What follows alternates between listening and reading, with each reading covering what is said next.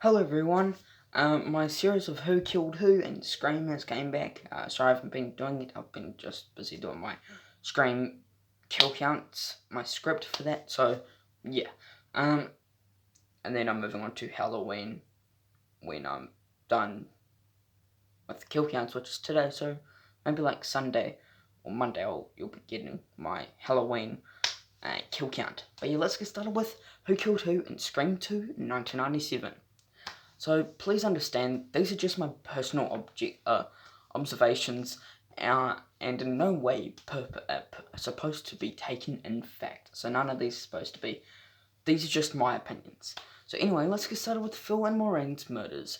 At the night at the state premiere, we find out that Phil and Maureen have obtained free passes to go see the movie Stab.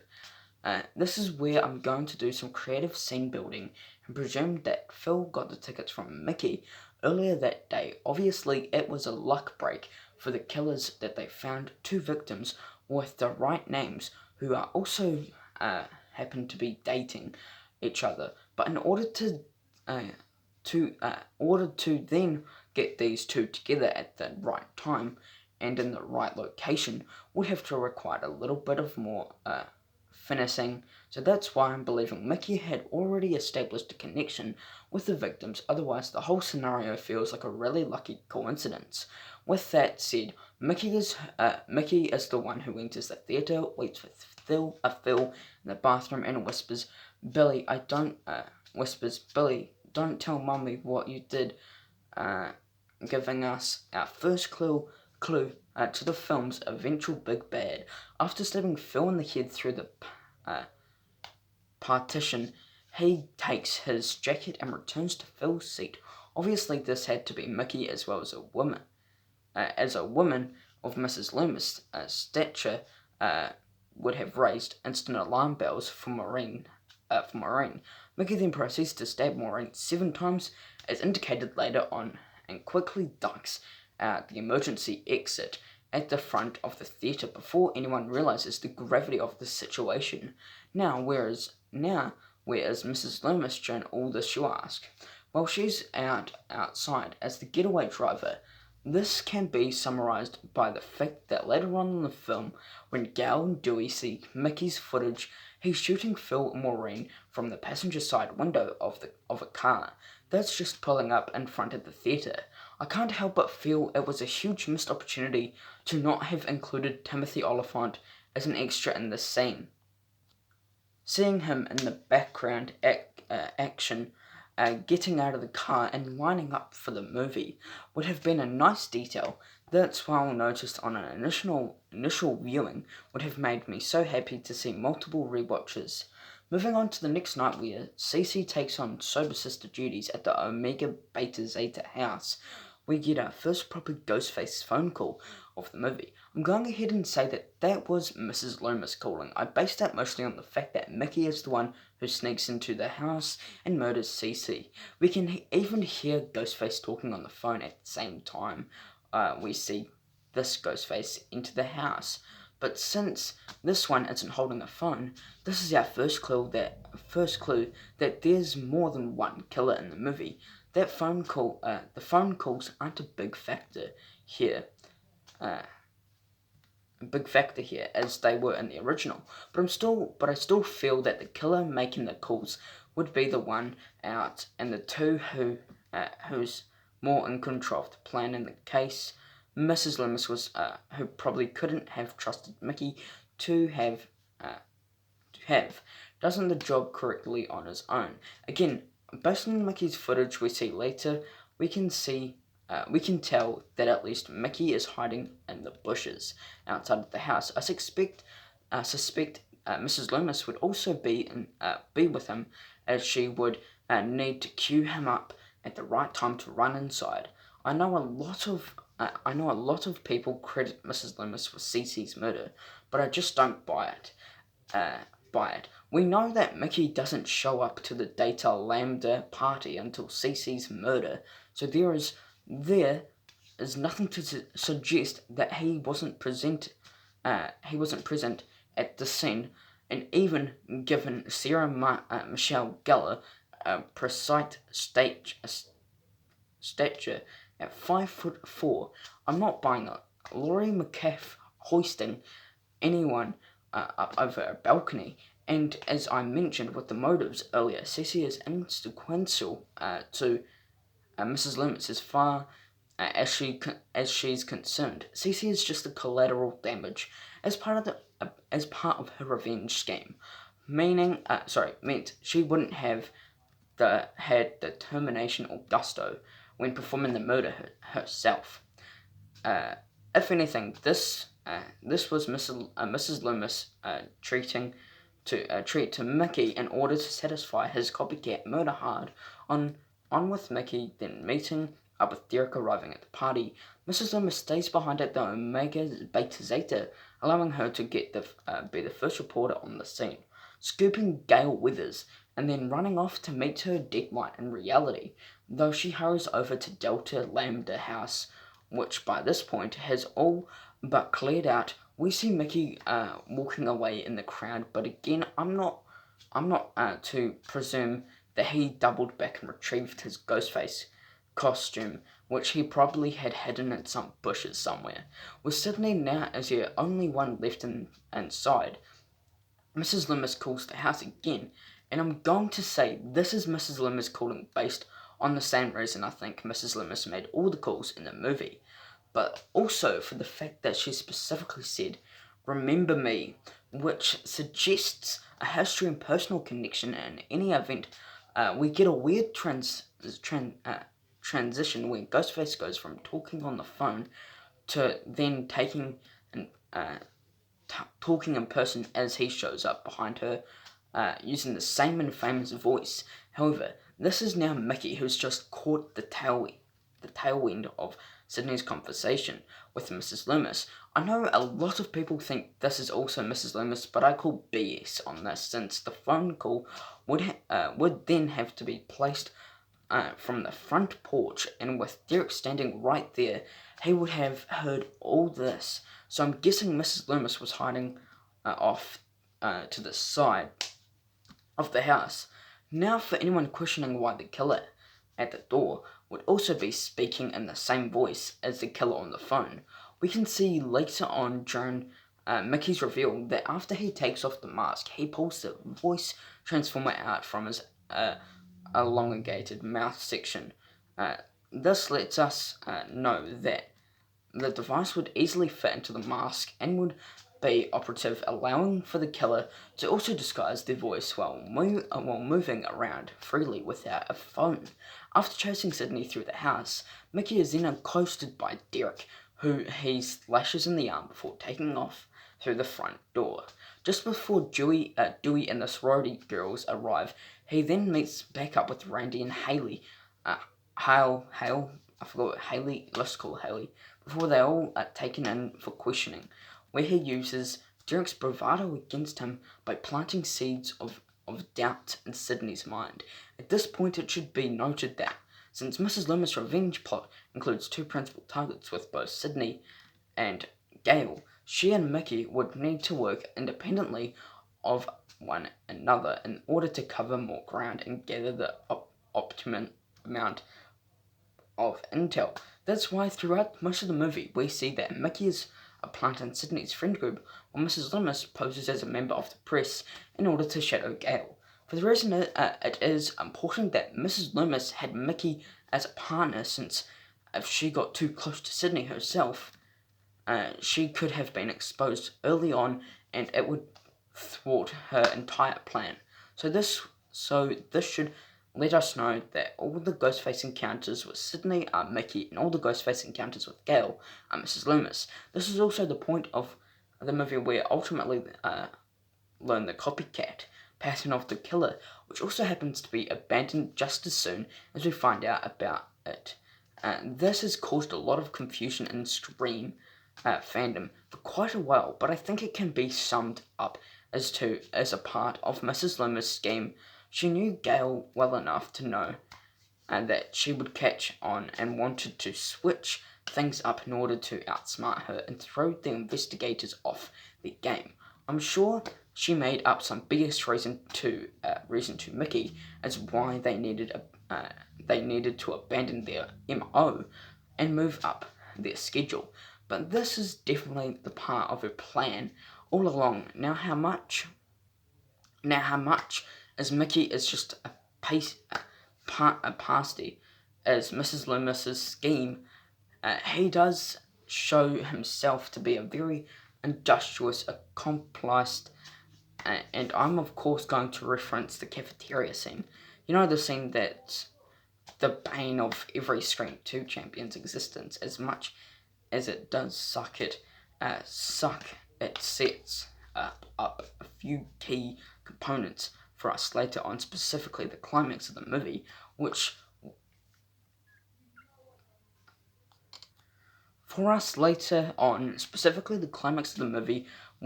has always felt to me like a very lucky coincidence for the killers having their plan communicate in the theatre, with Derek having been interposed by the fraternity brothers, But I think we can see here that Mickey saw an opportunity and jumped at knowing it, that Derek hasn't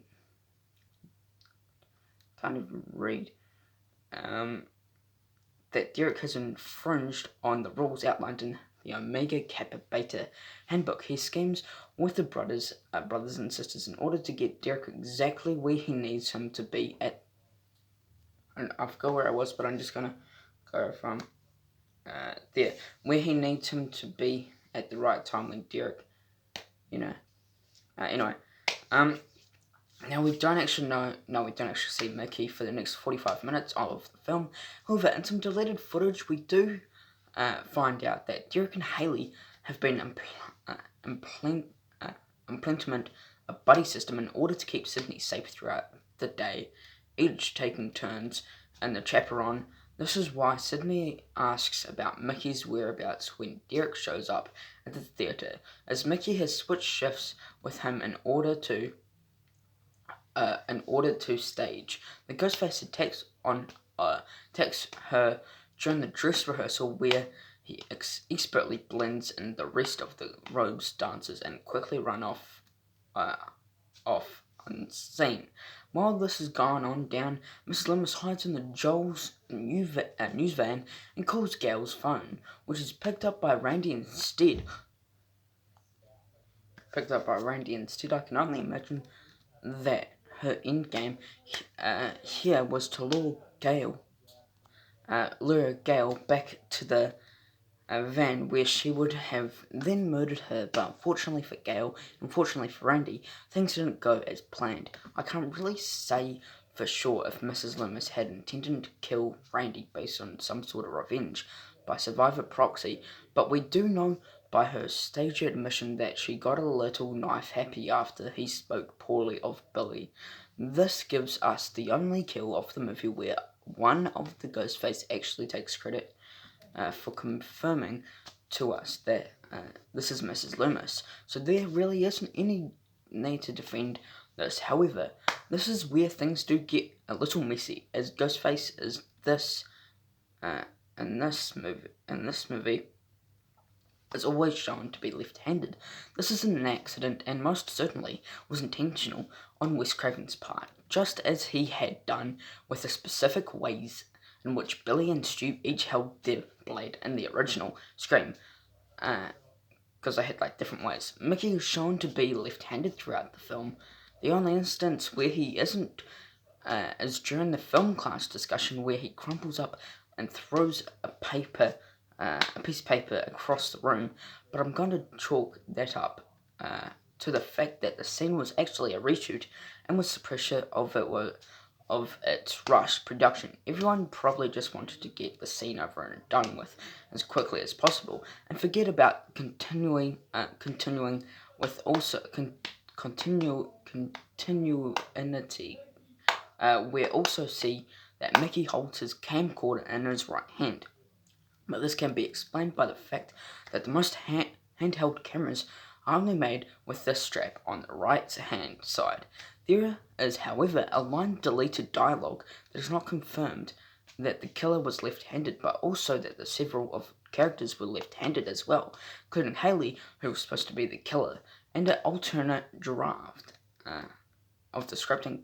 Controversially, where we can also see that in every scene in Mrs. Loomis appears in, she is shown to be right-handed. Now, I say this because by the logic of every appearance by Ghostface in the movie should then indicate to us that Mickey underneath the mask, based on the killer's always using his left hand, this would also make his responsibility for every kill, including Randy's, who we can see that even though the killer appears to be using the right hand, this is a mirrored image making the particular killing done by the left hand as well. But then we do have Mrs. Loomis admitting to killing Randy. So that's how this. So how does this make any sense? Quite simple. Mrs. Loomis is purposefully using her left hand, as she knows the forensic investigators will see that every murder had been committed by a left-hand person, and to have one victim shown inconsistent knife wounds would have clue that the authorities is their second possible killer. She even brags to Sydney later on about how she's going to get away with this, as everything is traceable back to Mickey. We also see her switch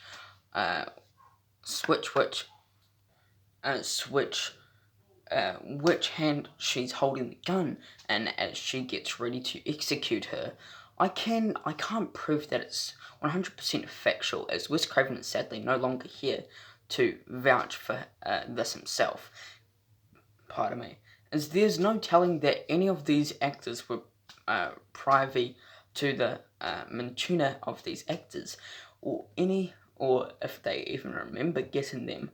But if this was Wes Craven's intent, this is just more brilliant filmmaking and definitely on par with the attention to detail he gave to us in the first movie. After Randy's murder, Mickey slides into Sydney's DMs while she studies at the library. This would obviously have to be Mickey, as only students have access to the computers, and with the killer having to use a temporal terminal inside the library to send the messages, Mrs. Loomis wouldn't want to risk getting exposed by Sydney. Instead, she continues to sulk around police headquarters, where she is able to get close enough to the investigation to know that Sydney is being taken to a safe house later that night, and passes that information along to Mickey.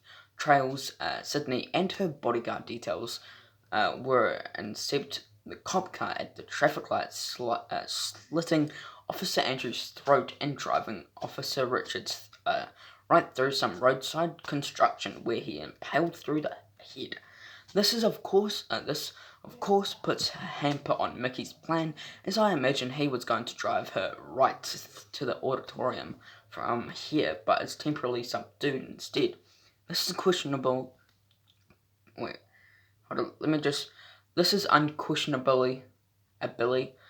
Mickey, as we see that nasty gash on his forehead later on, which could only have caused by the crash. However, instead of unmasking him here, Sydney and Haley choose to run away. I can't explain how the next part works, because it seems like Mickey got very lucky with timing and developed some sort of Jason Voorhees-esque teleportation powers, but the most logical explanation is that he came to, and as Sid and Haley were arguing over going back or not, he slipped out of the window, climbed over the wall, and made his way over to where Haley was waiting, where he jumped out and stabbed her in the chest, giving Sydney an opportunity to get away while this is all going down. Mrs. Loomis has followed Gail and Dewey to the School of Film Building, where she sets Mickey's camcorder footage to be played for them. After baiting Dewey is running up to the projection booth, she sneaks out around to hide behind Gail, where she then pops up on her. I've heard people say that Mickey was the one at the projection booth who then runs off to catch up with Sydney, while Mrs. Loomis was hiding under the desk the whole time. But honestly, this is just overcomplications. This scene was way too much so personal. I'm gonna say this was entirely Mrs. Loomis. If you ever had any doubts, that this wasn't her. Listen very carefully throughout the scene, like the inclusion of Matthew Lillard's voice inserted while chasing Sydney up the stairs in Strain 1. We can quite distinctly hear Laurie Metcalf's several times, or Mrs. Loomis if you're wondering. First after diving over the desk, and then again after getting hit on the face with the telephone. She then chases,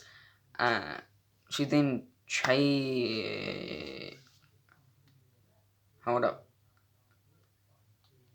Then chases Gail down to the hall and into the sound recording studio, which gives Mrs. Loomis the honour of being the catalyst to this one of my favourite chase scenes of the franchise. After Gail hides in the soundproof room, Mrs. Loomis attacks and stabs Stewie in the back, just as her son did in the original. We can even hear what sounds like a ferocious feminine growl right after Dewey yells out to Gail through the microphone. After several half-hearted attempts to break through the glass, Mrs. Loomis gives up on Gail and heads outside to wait for Mickey to call her at the payphone, where he presumably tells her how Sydney got away from him. This part of the movie always felt a bit contrived to me, as luring Sydney to the theatre, seeming to be one big lucky for the killers. As all Sid had to do was run to the police or a busy street of campus auditorium, and she would have just been home free. But apparently, all it took was for Mickey to light and sound up the auditorium, as I presume Mrs. Loomis had instructed him to do before. Gail rudely interrupted her and hung up on him. We don't see what happens next, but it can only be assumed that before Gail got a hold of the police, Mrs. Loomis took her at gunpoint and led her to join up with Mickey, who, by now, would have had Sydney caged in a setting, the stage for the rest of the climax, and from that point, you know the rest. There you go, that was it. I hope you enjoyed Who Killed Who and Scream 2. I don't know when my Scream 3, Who Killed Who and Scream 3 were coming up, but, because, yeah, you might think there was only one killer, but you have to find out. So I hope you enjoyed it. Please subscribe to my channel, it'll be a big help. Thanks for watching, take care, peace.